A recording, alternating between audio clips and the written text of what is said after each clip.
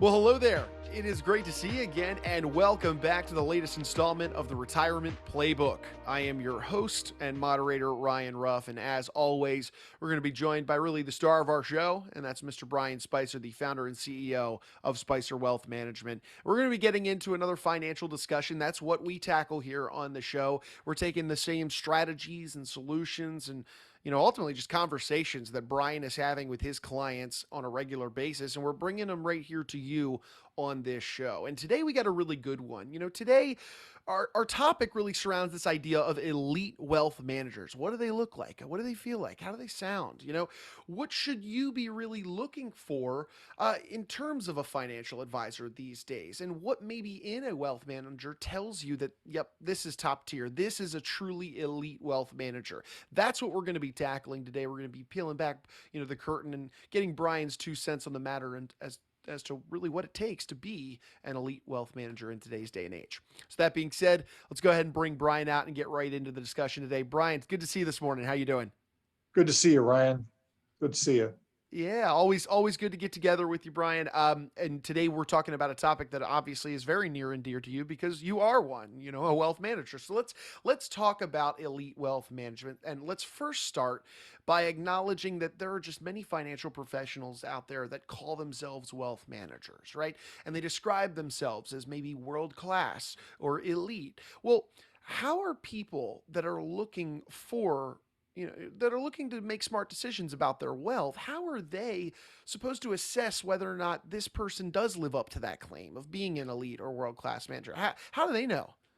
It's an interesting scenario because in the marketplace, a lot of people want people to perceive them to be probably a little bit more than they really are. And, Mhm. they like the Yeah. title wealth manager versus stockbroker, as an example, which is typical for the financial advisors in the marketplace. And when you get into the weeds a little bit, you've got to get down into the definition of what a true wealth manager should be providing. Okay, and it really comes into two different segments. One is the investment management of the investable assets, and the other part is wealth planning. Now, we find that most people that call themselves financial advisors or wealth managers, they do the investment management side pretty well, but they don't really incorporate anything on the wealth planning side. And that's kind of what we find when we interact with our prospective clients that way. Okay, gotcha. Well, let's dive a little deeper into that because let's talk about that investment management side. What does investment management look like when it's being done? Using that true wealth management approach. What does that investment management side Well, look like? it's going to come into play with, designing a good portfolio for that, and doing the product selection of designing, what type of investments we're going to use here, whether it be a stock portfolio, a mutual fund portfolio, a variable annuity, a hybrid tool of some kind. The product selection comes into play. Also, designing the asset allocation piece of it, where we're looking at diversifying the portfolio among asset classes and making sure there's not a high concentration in any one area. And we also take into consideration that person's tolerance for risk. And depending upon the account that you're using, you may take a little bit more risk in one account than you would another. An example would be, I'm going to take more risk in my Roth IRA because it's the last bucket I'm going to use for income compared to my money that I got in my trust account, as an example. But using the risk management, analysis side, make sure we've managed the risk of how much of a loss are they willing to take under what kind of situations, how we've diversified the portfolio.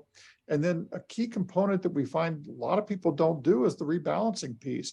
A lot of people will go into a portfolio and it's a buy it and hold it, and we never touch it again. And that rebalancing, the market will ebb and flow, and you want to be able to have that portfolio ebb and flow with that. And so there will be small tweaks and twiddles that you'll do with a portfolio as it deals with the market fluctuation. Like right now, the market's down, so how are we preserving those assets compared to being at risk in the marketplace?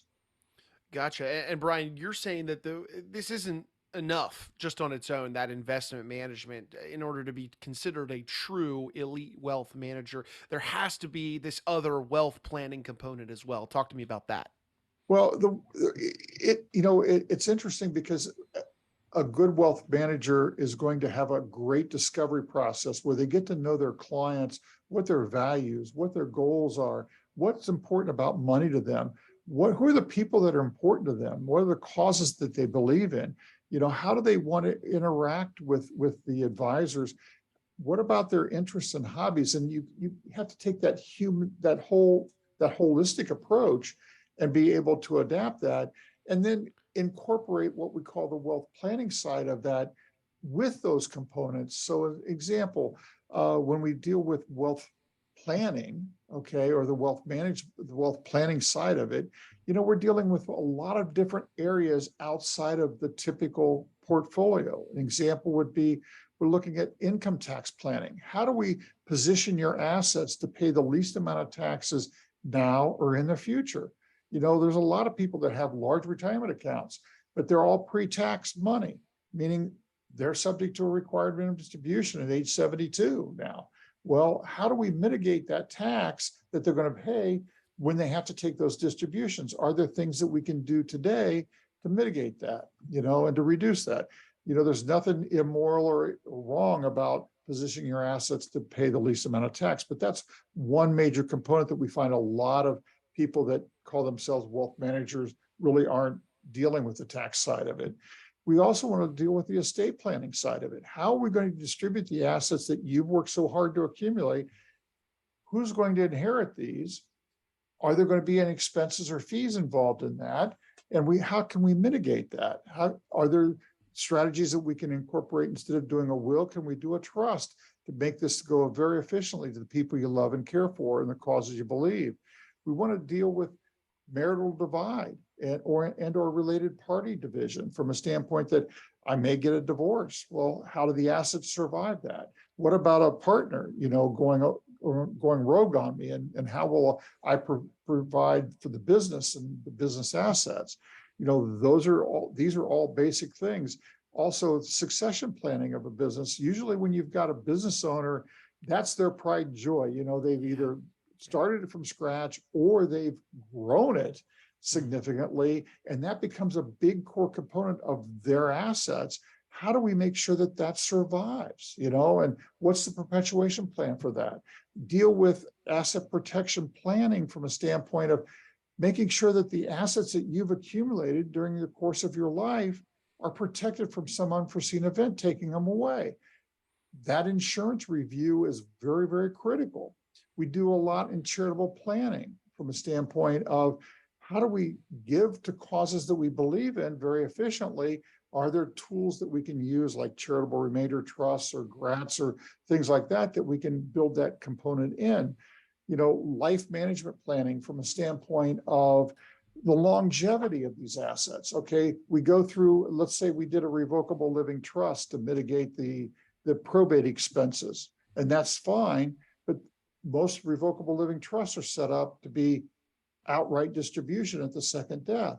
Well, why not incorporate a multi-generational provision that basically says, instead of doing outright distribution, we'll just set up several sub-trusts for each of the beneficiaries of this trust so that they get their equal division, but then how each one of them receive that money is going to, and they get to choose how they invest that, and they have control, access, and flexibility of it. But it protects that money from creditors. It protects that money from a divorce. And there's a lot of tools that the beneficiaries can use to benefit themselves instead of going through the traditional, hey, I'm going to buy a secondary house, that type stuff. So those are some examples of wealth planning that is outside of what an investment portfolio does and is. And you want to make sure you've got people that you're working with that have those talents to be able to bring those resources together so that you can do and accomplish the goals that are important to you. Yeah, oh my gosh, a laundry list of those specialty areas, those different, facets of wealth management that do clearly go beyond simply investing. So that, no, Bryon, that's super helpful. That obviously sets that foundation in terms of what somebody should be looking for when it comes to working with a wealth manager, a true wealth manager. Mhm. But let's take this one step further, and that is, what if somebody wants to find a wealth manager who is working at that elite level for them? So my question to you is, how do you know whether or not that person is really working at that level specifically for that client? It's a custom tailored plan, if you will. Well, part of it is kind of a process did that elite wealth manager have in that first interaction with that client? What is their discovery process? Did they ask the questions about what's important about money to you, Ryan? What are the people, who are the people that are important to you in your life? What are the causes that you believe in? What are your values that you really are core to you, and what make you tick? How do the assets are going to be the assets, and that's the smallest piece of this, but then you get into like, what are your hobbies and interests, and those kind of things and you incorporate that in all of your planning, so that as you kind of ebb and flow with the plan, you kind of bring those same elements into every aspect of the plan, so that they can have what they call quality of life for them. Everybody's goals are going to be a little different, but basically they're going to be able to accomplish the goals that they want to accomplish and have the quality of life that they want to have. Sure. And so, Bryon, it sounds like to me though that that's just not what all wealth managers out there are doing these days. Am I correct in saying that?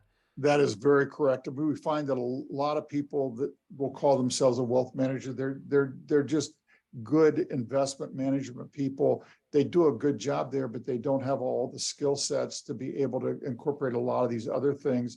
They don't have the processes and procedures in place to be able to address all of these individual concerns that may be appropriate for that particular client. Yeah. Do you happen to have an example maybe for me of maybe somebody going to what they thought was a wealth manager and then realizing it didn't, the fit really wasn't there? Oh, well, I mean, we see a lot of that, unfortunately, where they'll have their existing advisor, and they'll come in and we'll do a complete review for them free of charge, and in that discovery process, we'll look at everything that they're doing. We'll have a nice conversation about what's important about money to them, what are their values, who are the people that are important to them. We'll go through our discovery process with them, get a good understanding of that. Then we'll do a review of their program and share with them, here are the concerns. If I was in your shoes with your goals and goals and objectives that you want to accomplish, here's what you're doing well that you want to keep doing because it's working. Nothing to change it. But here are some things that you need to fine tune because of these reasons. And here's some things that maybe we find that if you keep doing, are going to hurt you either now or in the future. And we want to make those recommendation changes. And we go through this from an accumulation standpoint, a tax standpoint, a distribution standpoint, to kind of help them understand holistically, are they on target to really accomplish their goals? And that's the first step of then them helping to understand, are we a good fit for them? Are they a good fit for us? And when we have that discussion, we'll identify. And sometimes we find, Ryan, they're doing a good job, and we pat them on the back and send them on their way because they really are doing a good job.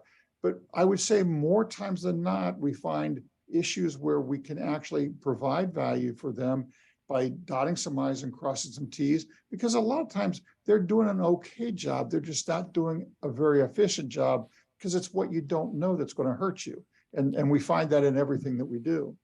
Right. No, that is so important. I'm glad you brought that up. And as an aside to our audience, I mean, we took a deep dive into that process, that stress testing process, in a prior episode here of the Retirement Playbook. So if you'd like to learn a little bit more about that and maybe get into the weeds of what that stress test truly entails and how Bryon and his team go about it, I'd recommend heading back, checking out that episode, after you wrap up with today's discussion. But Bryon, hey, we've laid a lot out there for our audience today, and it's probably been some eye-opening discussion for maybe a few people that weren't really privy to this idea of elite wealth management, really what all needs to go into being and having a truly elite wealth manager. As we're kind of bringing our conversation to a head here, let's bottom line it one final time for our audience today. In your eyes, what does elite wealth management truly look like? Well, having somebody that really understands what is important to that client holistically, not just, from an asset accomplishment standpoint, but also, what are the values, what are the core values that they're trying to accomplish? What are the people that are important to them? Are they really doing a very good job in making sure that they've dotted their I's and crossed their T's that way? Are given to the causes that they believe in.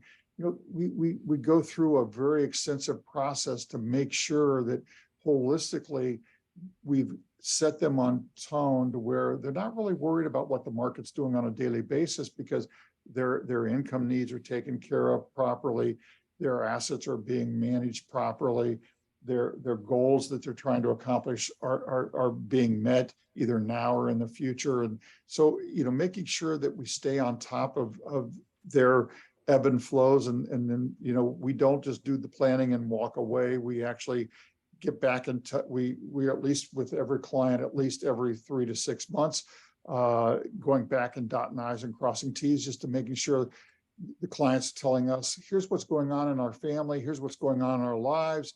We're telling them, here's what's going on with Congress, with the laws, here's what IRS is doing with the tax issues, here's what's going on from a product standpoint. And we're kind of making small adaptations as we kind of go through there. But that's the kind of process that you want to work with as you kind of have a good relationship with your advisor.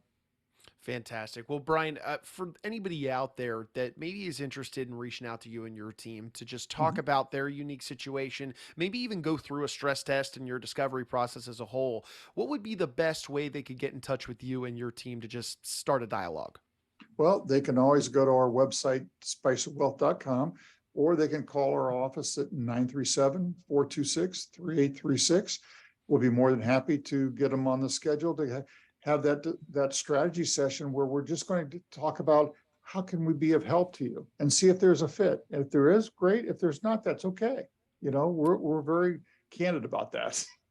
All righty, fantastic. Well, hey, Bryon, you're a busy guy. You've got a company to run. I will let you get back to your day, but I appreciate you carving some time out to jump on and really unpack this idea of elite wealth management, because it can be an eye-opening subject for those that aren't really privy to this idea of how much really goes into wealth management beyond just that investing layer. So thank you, Bryon, and looking forward to jumping back with you on the next one.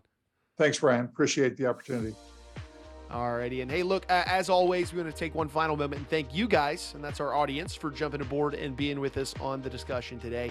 If you liked it, today's chat, and you took anything away from it, do us a favor, hit that like button, subscribe to the show on whichever platform you're checking us out on today, and then of course, share this information, right, with friends, family, maybe business owners, anybody that you think would benefit from these types of discussions, because I said at the top of the show, and I'll say it again, we're just taking those same conversations and strategies, solutions, you name it, that Bryon is working with on a regular basis with his clients, and we're bringing them right here to you guys on this show. And we've got a great list of topics queued up for future episodes, and we would hate to have you guys miss out on any of that beneficial information. So for Bryon, I'm Ryan. We're going to go ahead and say so long, but we appreciate you being with us on today's installment of the Retirement Playbook.